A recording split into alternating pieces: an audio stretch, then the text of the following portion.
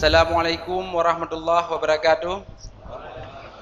Terima kasih penghormatan tuan kepada Al-Mukarram Syekhuna Abu Mudi.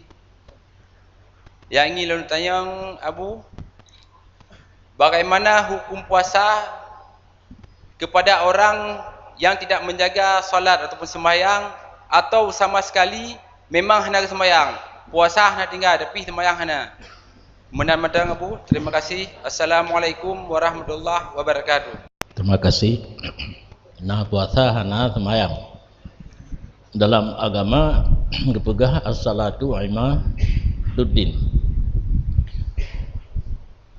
Sembahyang merupakan tiang bagi agama. Rumah damai pokok yang paling utama.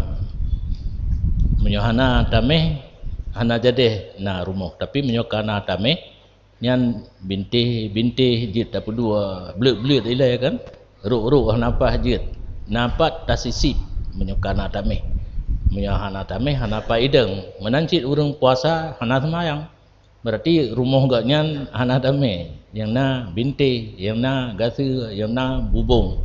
Tentang keterimanya terserah pada Allah lagi haba bunuh.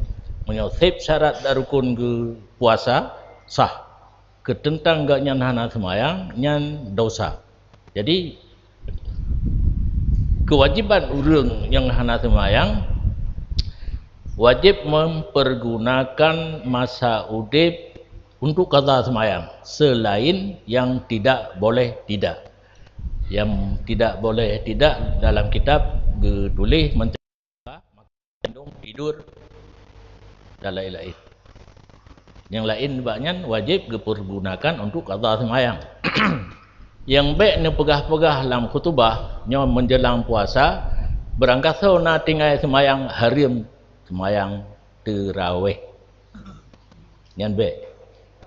Karena dalam kitab kemenang tulis tidak orang yang le tinggal sembahyang harim dipergunakan zaman udip ganyan selain untuk qada sembahyang dan barang yang tidak boleh tidak.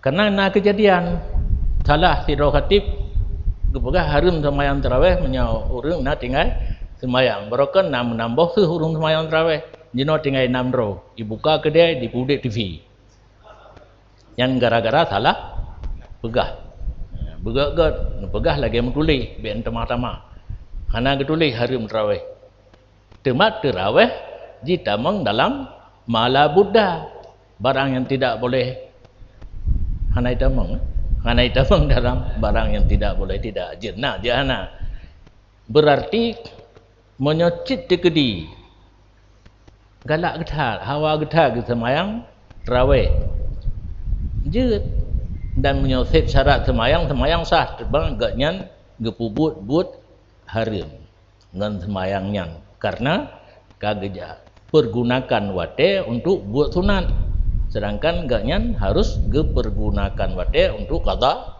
semayang yang wajib. Tarawih sah, tarawih nafalah, tapi gaknyan dosa arat pubut wate, pergunakan wate untuk pubut sunat, seharusnya qada semayang.